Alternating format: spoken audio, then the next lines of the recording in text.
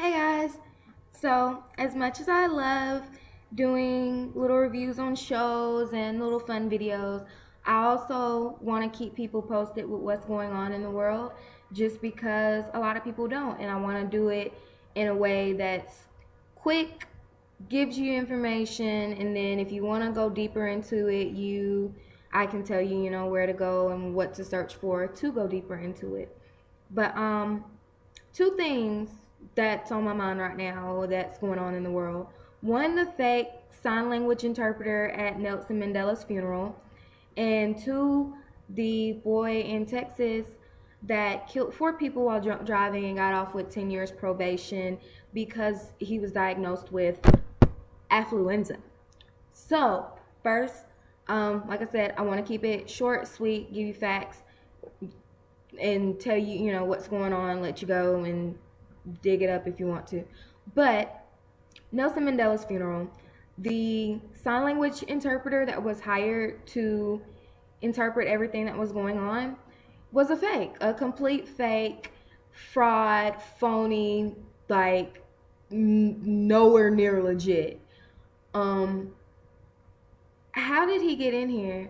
Like, you would think this would be a highly guarded and secure event, seeing as um, how popular Nelson Mandela was, how he was in good with most of the world leaders. So the majority of the world leaders was there. Like, this man was a foot away from Barack Obama, and he's a fake. Like, who is he? How did he get in here?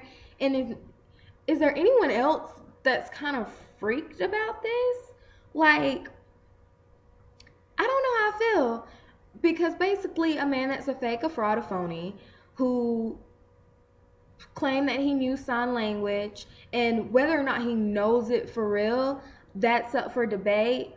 But the way he was interpreting at the funeral, the deaf community felt like he made a mockery of their language because of the fact they said that the things that he was doing weren't even real signs. That he might have been saying words, but the way he was putting them together weren't in any way that real sign language would be put together.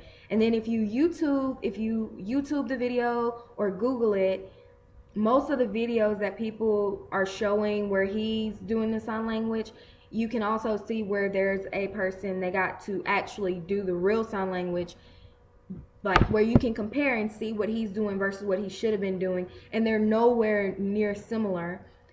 And then if you look into it even more, he has like a very, very, I'm not gonna say shady, but he has a very questionable past, to the point where I seen something that said he was schizophrenic, if I'm not mistaken. That he knows sign language, but when he got in there, he was having an episode. He started hearing voices and seeing angels, and that's why he messed up. Like, it's a lot of he's saying a lot of questionable things, and the actions are very questionable. But once again, my biggest issue is, how did he get in here? How is he not who he said he was? Because I believe he even gave a fake name and address and everything. How did he give all this false information, and he was able to be that close to so many world leaders, to our world leader, our president?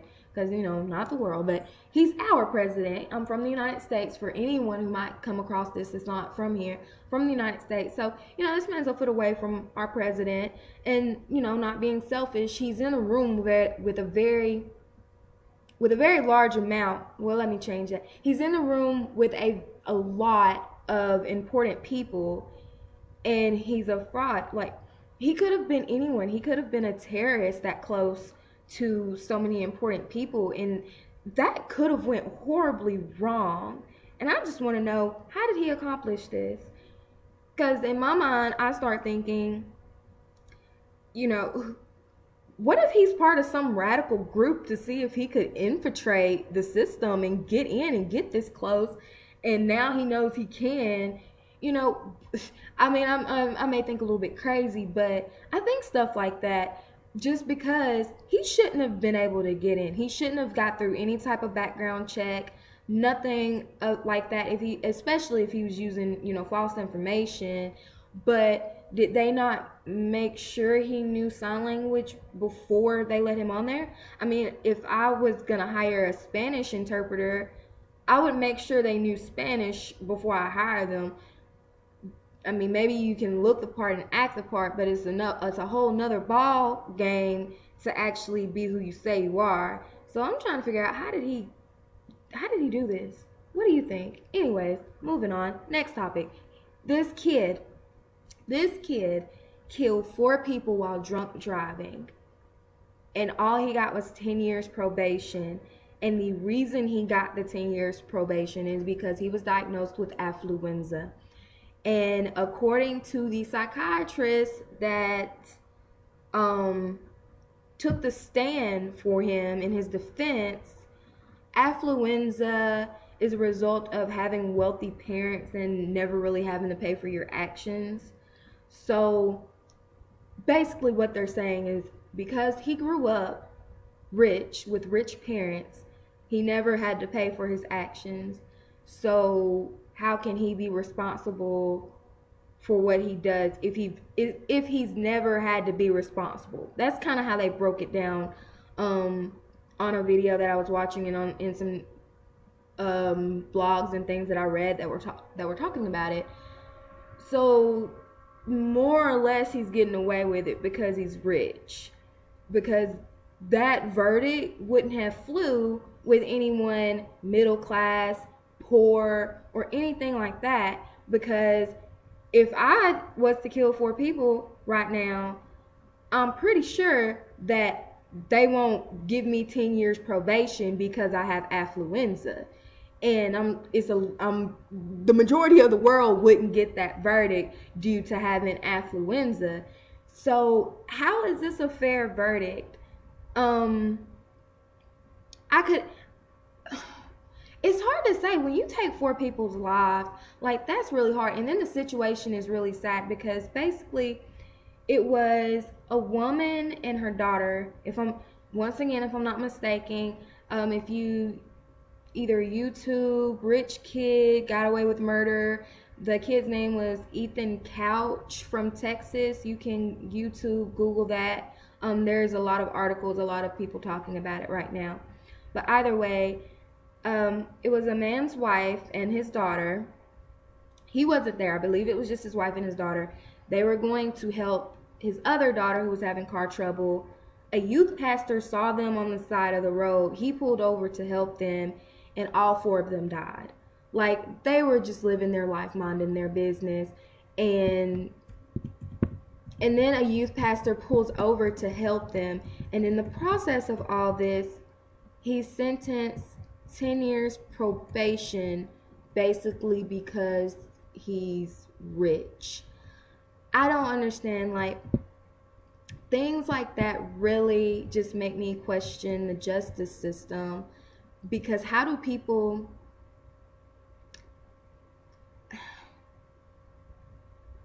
Okay, I'm looking at the article. Let me pull it up for you, because like I said, I don't want to give you false information. So let me pull it up and show you. I'm on CNN's website right now, and basically, let me go. So I'm gonna go back up and let you see where I'm at. So I'm on CNN's website. Texas teen Ethan Couch gets 10 years probation for driving drunk, killing 4. So let's go. I'm gonna go down so I can give you the exact information.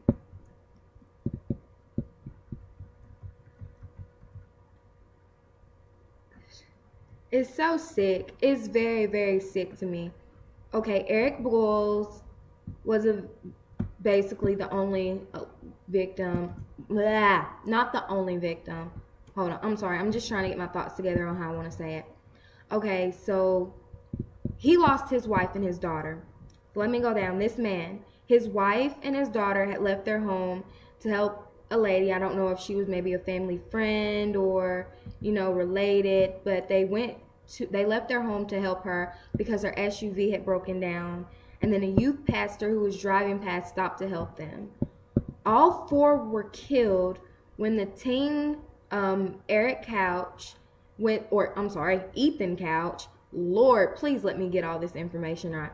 Okay, when Ethan Couch pickup truck plowed into them on the road, slid into another, and it hit a parked car that slid into another victim or another vehicle and went the opposite direction.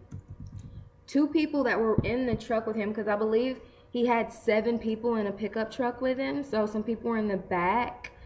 2 of the ones that were riding in the bed of the truck were tossed out and severely injured. One is no longer able to move or talk because of a brain injury, while the other suffered internal injuries and broken bones. Like, how do you get away with this?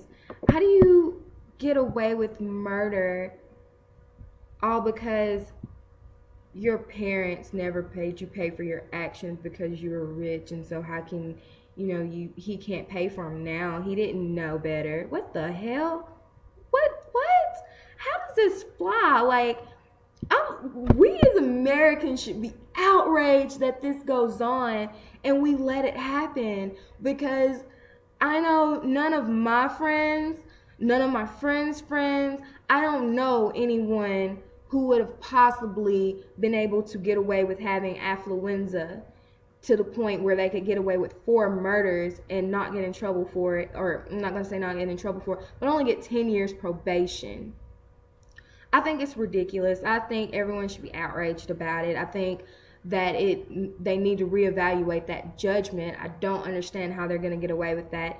There are so many people questioning it. The psychiatrist who actually took the stand was on Anderson Cooper's show, and Anderson went into him, and I was very, very happy to see that it's not just it's not just the middle class who are outraged, but it's also some of the people that actually can get the word out about how this is going. I mean, Anderson Cooper is very well known, and he let his opinion be known, and it was kind of crazy that basically you're saying because he's rich he can get away with it. But let me know what you think. Do you think that Nelson Mandela, the fake interpreter at Nelson Mandela's funeral, how do you think he got in there? Why do you think he was there? Do you think that he's as crazy as he says and that's how it happened, or do you think there's more to that story?